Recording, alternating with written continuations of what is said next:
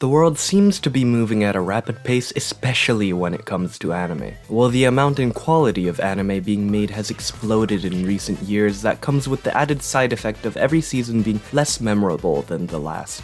Shows that would have been time-lasting classics years ago are now just seasonals on top of the 5 other shows with completely different genres and fan bases you should be watching right now. More than ever before, it seems like 90% of anime have become seasonally disposable. Which is why it can be so fun to not be so cynical about the future, and instead look back at years past to see what shows captured the heart of the anime community and was yet somehow still lost to time. There are so many shows outside of our collective consciousness that are begging to be rediscovered by a new generation. And I think nowhere will you find a better example of this phenomenon than Erased.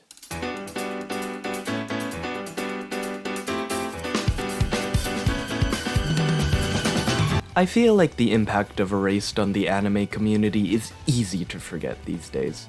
If you've watched it, or even just heard of it, you might think of it as just a relatively popular anime from the mid-2010s, but boom, 28th most popular anime on my anime list. Obviously, my anime list is not at all a representative of actual popularity, but even then, Erased beats out anime fan shows like Mob Psycho 100, Konosuba, and Violet Evergarden. This popular, yet I've never heard anyone talk about this anime outside of the year it came out. So now it's up to me, and the thousands of you who want to passively consume the show through a YouTube video instead of watching it, to find out why. Was Erased really that quality to spearhead the top of the charts at one point in time? Or is there a good reason that this show seemed to be forgotten by the anime community at large? It's looking more like the latter, huh? Originally called Boku Dake ga Inai Machi, or The Town Where Only I Am Missing in Japanese, Erased was announced to be getting an anime adaptation on June 2015. The anime studio to do the deed would be A1 Pictures, and it would be directed by Tomohiko Ito. Now when I think A1 Pictures, I think the definition of anime. Everything that I think a standard anime should look like is encapsulated in the A1 Pictures style. You see those how to draw anime books for kids? That's the style they're trying to replicate. But whether that's a good thing or a bad thing, I'll leave that up to you. Tomohiko Ito, on the other hand, well, he directed a lot of Sword Art Online, which is actually a good thing because the bad parts in SAO are not at all the fault of the direction. No. But more importantly, Ito directed Silver Spoon, and that anime may have my favorite episode of anime ever. Just look at that pizza! And as will become apparent later, a mind that can direct both exciting, thrilling action and comedic slice of life is a mind that is the perfect fit for a show like Erased.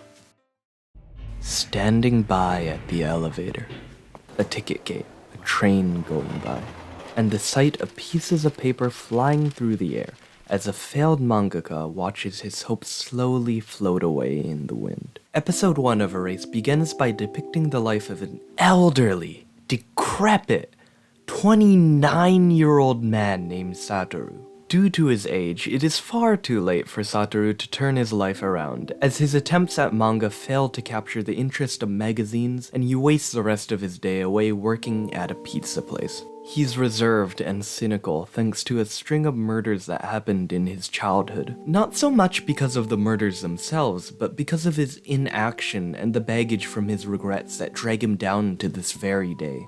What Erased captures so well in its first episode is realism.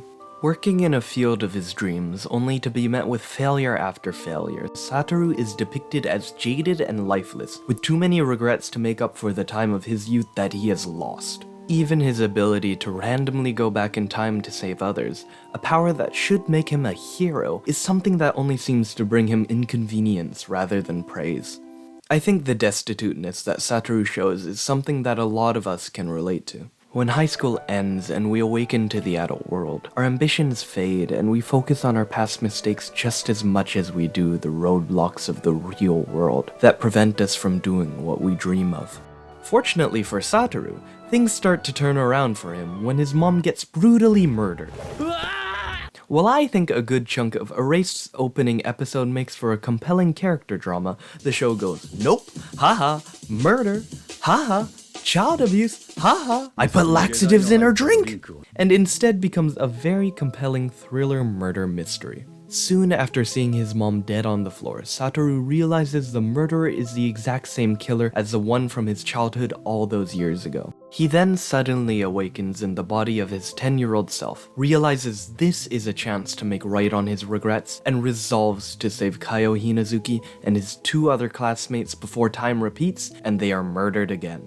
Now, a thriller with a primarily elementary schooler cast could have become super annoying real quick, but their helplessness actually aids in creating the tension in the show. And this creates some excellent scenes where these kids, limited by their physical bodies and the expectation that adults know better, are trapped in seemingly unavoidable scenarios as the adults said to protect them, ensnare them yet further in danger. This tension is, of course, accomplished through the classic Indian drama-inspired method of editing using rapid cuts and violins going wow wow wow wow. So you know that this character might be feeling a little bit anxious at the moment. In reality, Ito worked hard to give this anime the feel of a live-action drama, going so far as to cast a real non-anime actor for Satoru's voice, and worked closely with sound director Yoshikazu Iwanami to make sure the sound effects and music inched that much closer to the live-action ideal. Even if you can't always pinpoint exactly what it is, you can tell that Erase builds tension in a completely unique way from the feeling it gives you alone. That's why I watch Erased like this. And that is what it means to have good direction in anime. But the crazy part about this whole thing is that the thrilling scenes in Erased are only an appetizer to hook you in for what the anime truly wants to show you. この作品はこうサスペンスものの皮をかぶったヒューマンドラマというふうに僕は位置づけてるんですけれど。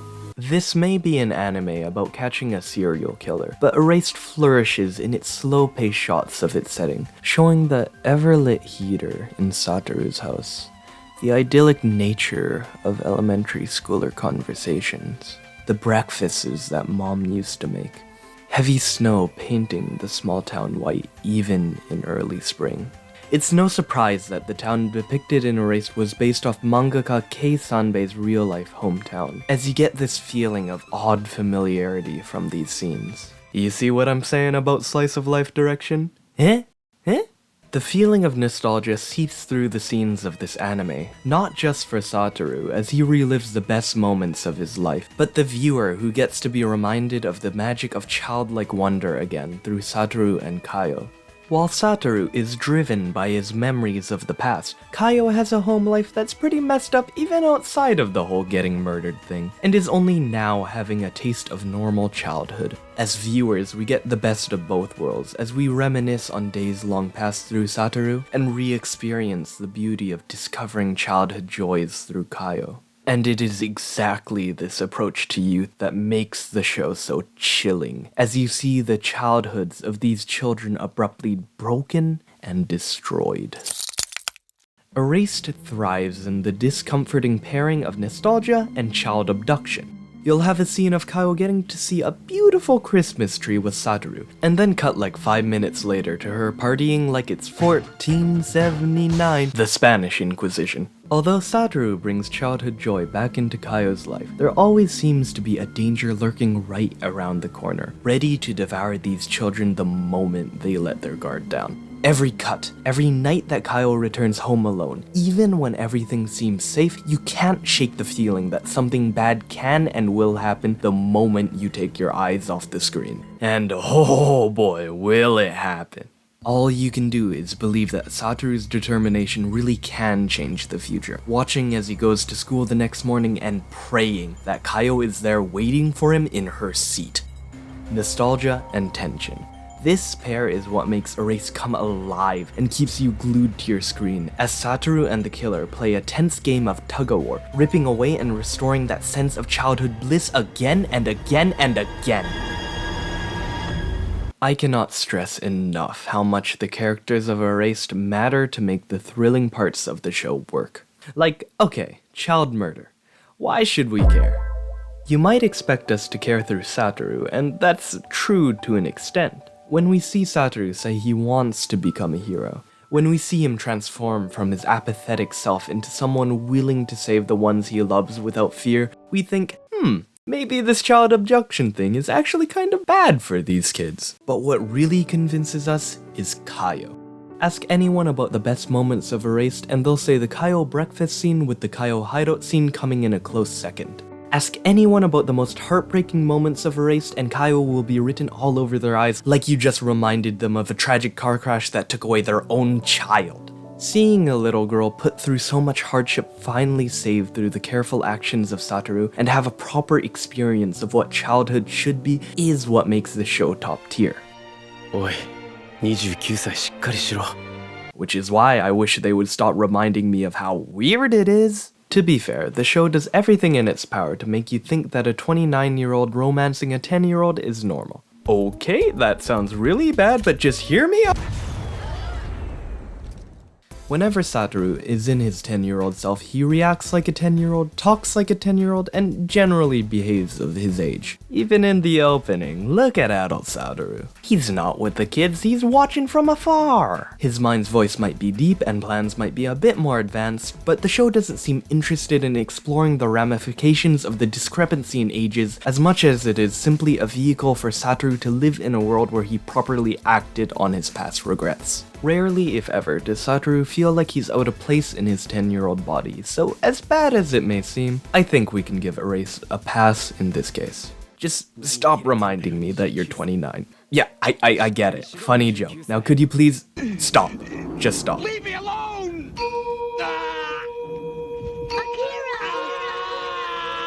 And I guess this would be a good place to start to get into the problems of Erased. While this specific problem can be diverted, I can't say the same for the other problems in this show. Because unfortunately, like a certain other show I've talked about at length, many people say this anime is ruined by its ending. And you know, even if you just look at the facts, you could probably tell that something was up with Erased's ending. By episode 10, the Erased anime had adapted 31 out of 44 manga chapters, so about 3/4 of the manga. This meant that the animators had the choice of either doing the impossible task of trying to rush out the last quarter of the manga in 2 episodes, or creating an anime original ending. They chose the latter. If the rest of the show was this good, Ito and the others might be able to create a semi-decent original ending, you might say. And to that I ask, how many good anime original endings do you think exist in the world? お前は今まで食ったパンの枚数を覚えているのか? Now the hate for Erased's ending can be broken down into 2 big problems, so let's take a close look at both of them, starting with the villain being too obvious. To verify if this claim is in fact true, let's put on our detective hats, take a hit from one of those old-timey pipes, and solve this mystery ourselves. By the first episode, we know this killer has to be an adult male who Satoru knew in the past. Pretty big general group, so this is gonna be a tough mystery to solve, right? Well, let's count the number of adult males introduced in Satoru's past. That's a hard choice. Could it be the man who barely has any screen time? The man who actively helps Satoru look for the killer? Or the man who can easily get close to elementary school girls, seems to be very knowledgeable on the states of the to-be victims, gives Satoru advice on how to approach girls, and whose face is presented in shadow in essentially every scene he's in? Ladies and gentlemen, Satoru's teacher, Gaku Yashiro.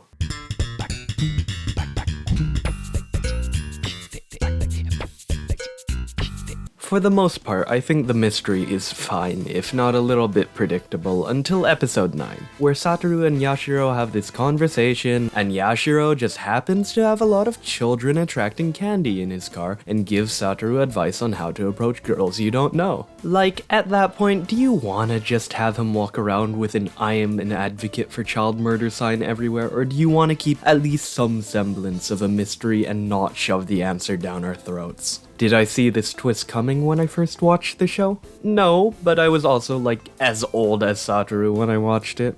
Look at this idiot.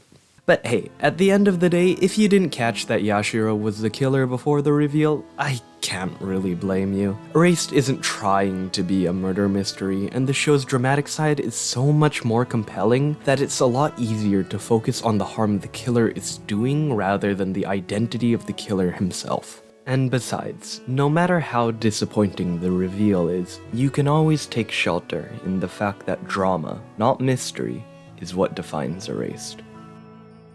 Too bad the dramatic scenes with Yashiro are also lame. Shower well, man, and The very final climactic scene in Erased shows Satoru waking up after losing to Yashiro and going into a 15-year coma to confront him once again. And it's not very good, I'm gonna be honest here.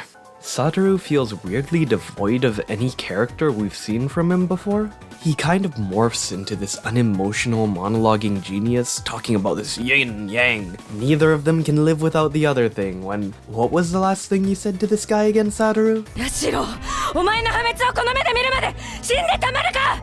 Oh yeah, no, that totally makes sense. This weird, deep understanding that Yashiro and Satoru suddenly have for each other comes out of nowhere, and just is such a tonal shift from the hatred we feel for this guy like 2 episodes ago. だけど、今は憎しみはないんだ。 My brother in Christ, your hatred is the only reason the plot moves forward. But putting character stuff aside, after all this time and build-up of Satoru thwarting Yashiro's plans, we finally see Satoru's own master plan to catch Yashiro. 今回も勝つのは僕だ!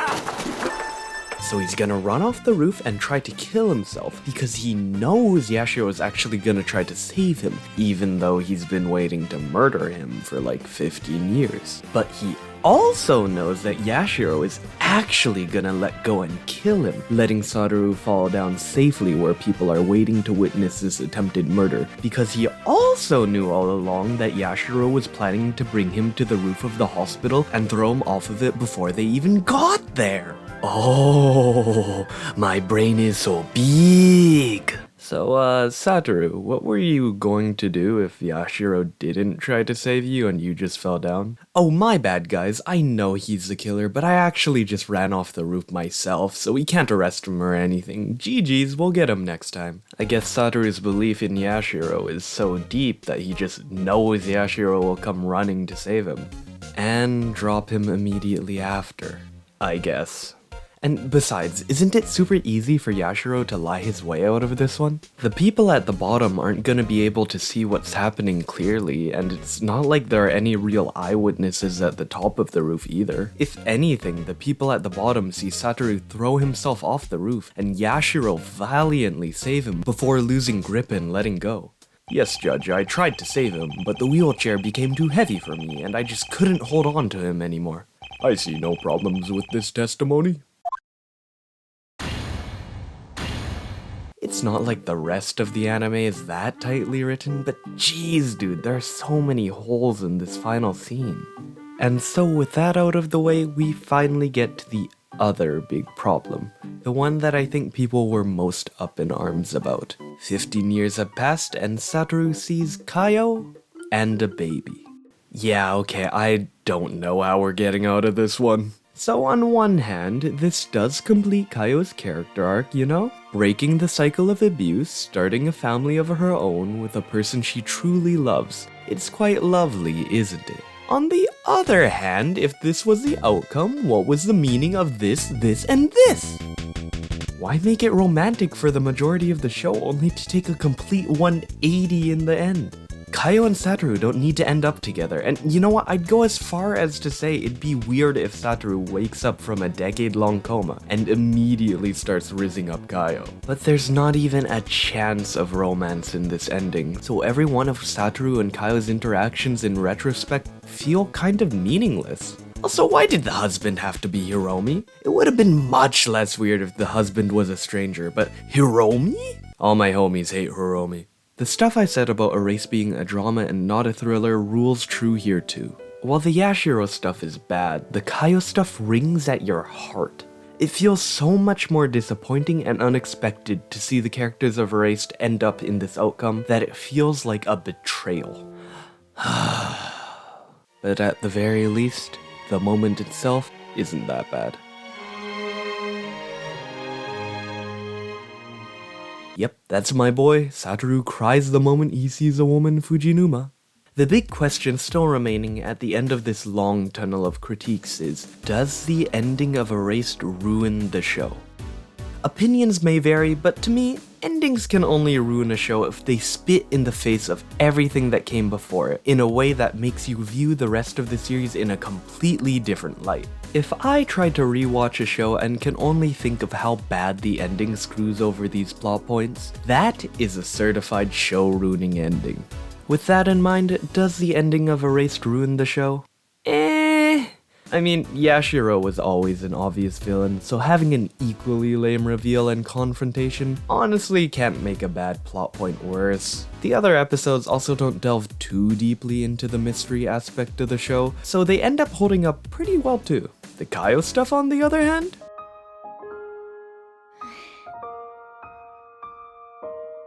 Nah, they still hit even on rewatch. Even if the Kaio stuff is inexplicably framed as romantic, you can still appreciate Kaio's own growth without the hand of Satoru even being involved. To see a girl so trapped inside her own circumstances finally given the chance to live out the warmest moments of her life as it was for Satoru and so many others, what can I say? The moments are so good that the ending feels insignificant to the impact of what came before it.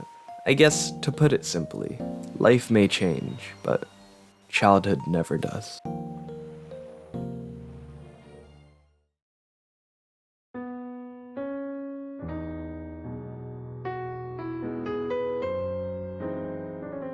It's funny that Erased is a show with the goal of evoking memories of childhood, because for me, Erased was my childhood. It was one of the shows that got me into anime and came at a time when I could still fantasize about being friends with Satoru and Kaio, so everything that Satoru said and did hit so much harder. I was enamored by Satoru's resolve to become a hero long before I could be distracted by the regrets and mistakes that are inevitable with the passage of time. So coming back all these years later and seeing this show through a clearer lens was like watching light come back to my eyes in real time.